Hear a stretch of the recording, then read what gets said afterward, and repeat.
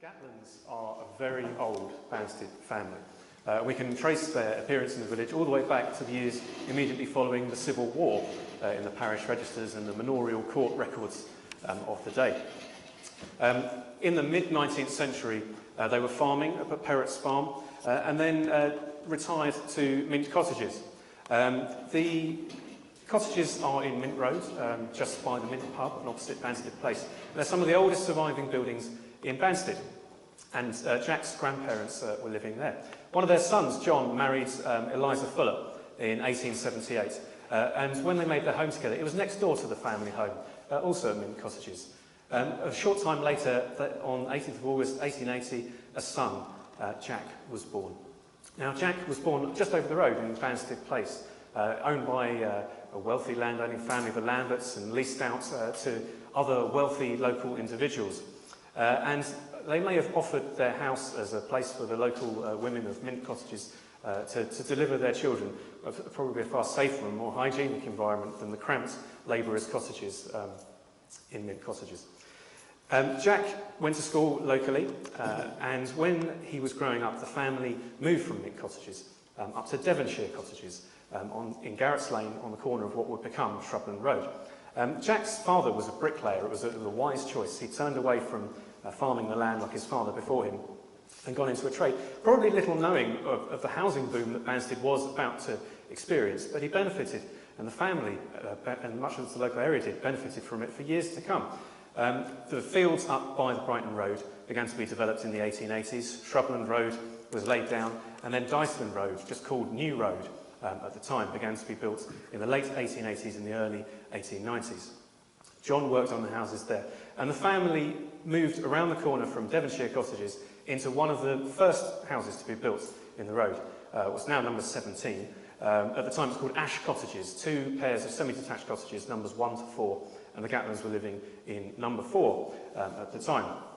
They had another 30 years of building work in Diceland Road and Ferndale Road and Lyme Regis Road, right up to the outbreak of the First World War. And so when Jack grew up, he became a bricklayer, like his dad.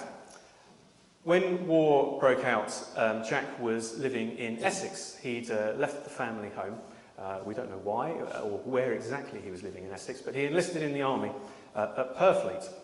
Now, he was one of the last of the volunteers. He joined under the Derby scheme in December of 1915. He was not called up until quite late afterwards. Most of the Derby scheme men in his age group would have been called up in March of 1916. And also when conscription came into effect at the same time, the other men of his age group would have joined up. But he wasn't actually called up until about October of 1916. And it was probably to do with his health. He probably had a medical classification that was less than A1. So he was probably what they called a B2 man, which meant that he could walk 5 miles or so, but maybe not march 5 miles. He could see well enough and hear well enough to do normal everyday tasks, but maybe not see well enough to shoot, maybe not hear well enough to hear orders being shouted from a long distance. The range of medical conditions that the men were suffering from in that B2 group is quite an amazing catalogue of all the ailments of the time.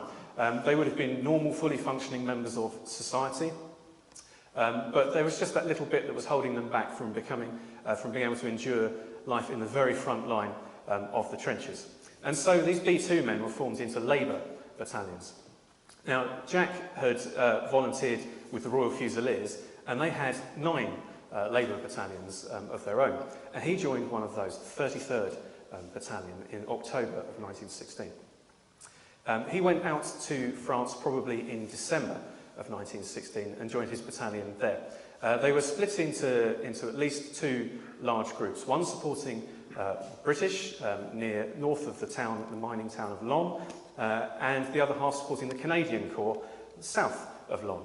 Their job was to build roads and maintain roads mainly. And there were lots of roads being built in that area for an offensive we were going to launch in the spring of 1917, which became the Battle of Arras. And so the southern half of his Labour Battalion were working near the village of Souchez, and they were building roads for the Canadians, while the others to the north were maintaining the existing British infrastructure in the mining district. They didn't just build roads, they also worked on the light railways.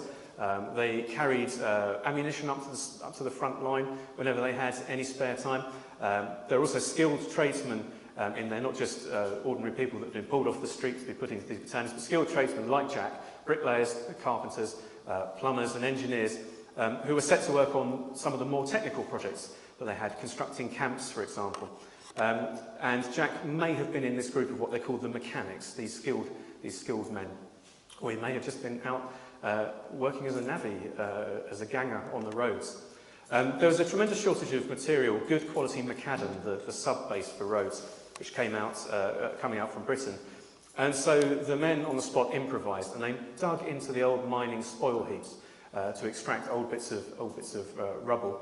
And they built a crushing plant there, which was manned by members of the battalion and also German prisoners and French civilians.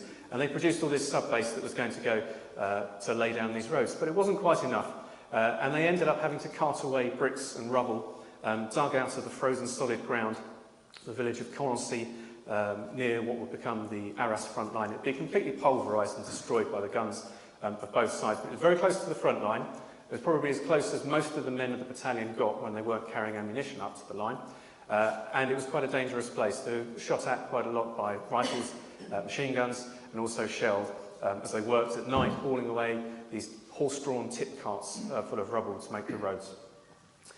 In March, that frozen solid ground started to thaw out, and all the that combined with the heavy traffic on all those roads, well, I mean, you know what it does to the potholes around here, but if you can imagine just these endless convoys of lorries and men churning up these roads, they became impassable in stretches. And so Jack's battalion were on emergency road mending duty for much of the spring, and they just have a few hours just to get those roads back into service, get those lorries and those guns being able to flow through once more. And their efforts really paid off, because the Canadian attack at the Battle of Arras was a success. Vimy Ridge was captured, and it was in no small thanks to all those unsung heroes who were working on the infrastructure to make that happen. We don't know quite what happened to him next, except that the battalion was split up into labour companies when the whole of all these various different labour organisations of hundreds of thousands of men were consolidated into one group, the Labour Corps. And each of those Fusilier battalions was split into two companies. Now, he actually joined two companies that were formed from a different Fusilier battalion, and he served with the 105th Labour Company from May 1917 onwards. They unfortunately didn't keep a war diary, but at some point they must have gone north to Belgium, to the town of Ypres, and they probably did that in June, around the time the Battle of Messines was fought. If you're sitting today where you are in the medieval market town of Ypres, you're facing east, as the British would be. You'd be looking through the Menin Gate and up towards the high ground in the distance, just 2 or 3 miles away from you. Over there would be the high ground of the Messines Ridge, where we blew the Germans off there at the beginning of June to deny them observation over this part of the low-lying salient and allow us to concentrate troops for the next stage. We were going to break out the town of Ypres, break through those defences on the high ground over there, the village of Passchendaele just up there, and through to the vulnerable German lines of communication beyond on the plain. We were going to land troops on the coast in conjunction with that, and we were hopefully going to kick the Germans out of Belgium and maybe even win the war. So that battle began, the Third Battle of Ypres, otherwise known as Passchendaele, began on the 31st of July, and it began quite well, actually. We had a 2-day plan to get ourselves to Passchendaele, and day one was going according to plan until we got towards the afternoon. Then we had lost more men than we had planned to lose. The German defence was extremely effective, and the rain began to fall, torrential rain, and it didn't stop for 4 days. And it bogged down the attack, and it stopped. The weather throughout the rest of August was on and off, good weather, bad weather, and we didn't make very much progress. We kept trying, kept hammering our heads against the brick wall, making ill-prepared, hurried attacks against strong defences through appalling conditions. And it got to the end of August, and it was realised that this couldn't really go on. And so command was transferred from 5th Army to 2nd Army.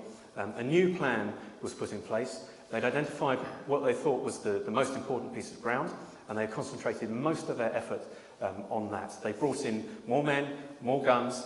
They waited for good weather, which they got, and they built up the roads to bring the guns forward. And they began to make a series of small steps that sort of started off this junction of the Messines Ridge and the other ridge of high ground that curved around here. And they just followed that ridge around heading in small steps towards Passchendaele, while 5th Army down here kept making frontal assaults, more like holding attacks rather than any real objective of trying to get up onto that ridge and beyond. And that went very well through September. But then at the beginning of October, that weather turned again. Winter was on its way, and rain began to fall. And it washed out all the roads, all the tracks. The ground turned into slimy mud once more. Lorries couldn't be driven up there. The guns couldn't be moved forward. When they eventually did get the guns forward onto their platforms, they just sink into the mud as they fired. And so the next couple of attacks that we tried, when we were trying to actually capture the Battle of Passchendaele, so the Battle of Poelcapelle and the First Battle of Passchendaele, well, they were failures, primarily because we couldn't get good enough artillery support, because we just couldn't get those guns up there.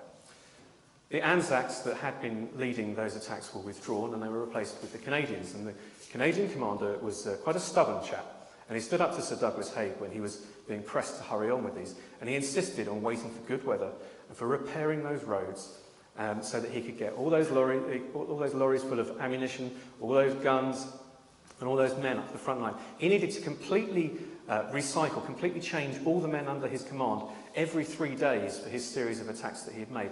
And he needed that infrastructure to be absolutely perfect for him to be able to do that. The men of the labour companies and all the other different organisations, the pioneers, all the infantrymen that were supposedly at rest, but always working. They said that resting was more harder work than actually being in the trench. They kept working all night by the Royal Engineers. Tens of thousands of these men were working round the clock, all through the night, to mend these roads.